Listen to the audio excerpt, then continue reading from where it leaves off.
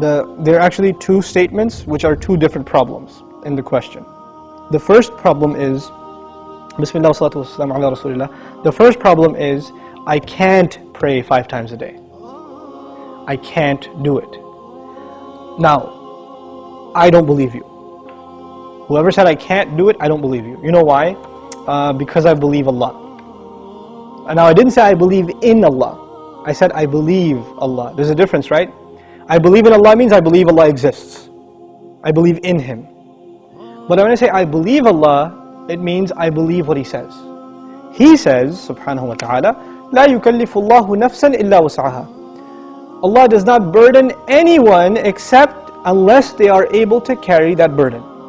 This is what Allah said. Allah said He does not burden anyone with any responsibility unless they are capable of living up to that burden. This is what He said. You're saying you're not able to live up to a responsibility that Allah gave you. Isn't that true? You're saying I can't pray 5 times. It's too much. And Allah is saying yes you can. So I have a choice between believing you and believing Allah. And perhaps if you didn't realize this, maybe you're lying to yourself. Maybe you've convinced yourself because of your laziness, because of your lack of will, that you don't want to pray 5 times. Maybe you have to, I can't judge you. I don't know what the problem is. But the problem, maybe you're ashamed to pray in front of non-Muslims. People can take 15-minute cigarette breaks at work, right? They can take a break and just go hang out, do whatever. You can't pray 5 times a day. SubhanAllah. In this part of the world, where I used to, when I used to work in New York City, I would see Muslims praying all over the place. In the middle of 5th Avenue, on the curb, the guy is making salah because it's time. Or in the university, you open the copy machine room in the library, and there's like 3 guys praying right there, making salah. Muslims will pray. If there's time, we're going to pray. That's it. So that's the first thing. Allah said you can. If Allah gave this burden upon you, and He did in fact, then you can. Convince yourself of that. And rely on Allah, He'll make it easy for you. The second question is, does He really care? Does He even care if I pray or not? Now this question is actually more about, does He need my prayer or not? You're forgetting that the prayer isn't for Allah. It's for you. It's not for Allah. If all the people in the world, all they did with their life was pray to Allah, it would not make Him any richer. It wouldn't add to His kingdom because He already owns all of kingdom.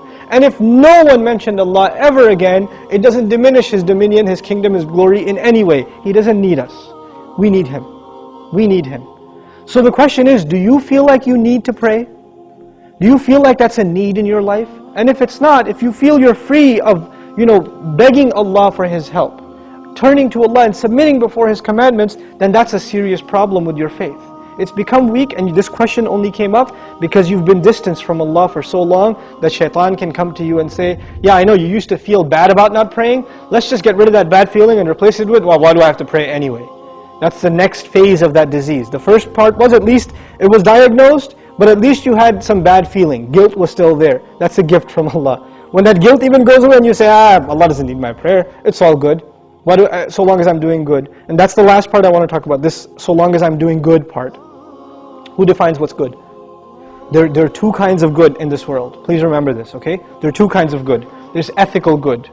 I'm good to my neighbor. I'm honest at work. I'm nice to people. I don't steal. I don't cheat. These are ethics, basic ethics, right? That everybody, I tell the truth. I'm honest. I pay my taxes, blah, blah, blah. These are ethical truths, okay? And I'm honest in business. Then there are religious goods. I go to Hajj. I give zakat. I pray 5 times a day. I fast in the month of Ramadan. These aren't ethical realities. These are religious goods. Good deeds that are religious and good deeds that are ethical, moral in nature. What happens a lot of times with Muslims and with non-Muslims, especially it happens with Muslims, is that we make a distinction between these 2 things. So in the Muslim world, you will find people that are morally good. They're nice to their family, they take care of their kids, they're responsible in the household, they're nice to their neighbors, they're honest at work. Good people, but guess what? No religion. I don't need religion to be good, is what they say. And on the other extreme, you have people that pray, go to Hajj, give zakah, have a long beard, dress in a very religious garment, and yet terrible to their family, cheating people in business, highly immoral and unethical.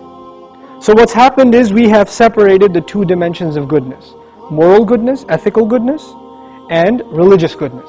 What Allah does in the Quran is fuses them together in the ayah. This one ayah is called Ayatul Bir, the ayah of goodness. What does it mean to be good? If you study that ayah, it is a combination of two things. It's a combination of ethical principles like fulfilling your promises, being patient, perseverant, and also religious goodness, establishing the prayer, giving the zakah, right? So it's a combination of both of those things in one place. So if you think you are in a position to define what good is, most likely you're sticking to moral goodness. And you're undermining religious goodness, like the rituals that Allah taught us. But what Allah wants is for us to have both at the same time. This is when a person is truly good. Otherwise, you're not really good. You have defined goodness for yourself and you have rejected Allah's definition of it. But we turn to Allah for guidance because we can't define things for ourselves. We want Him to define them for us. Inshallah ta'ala.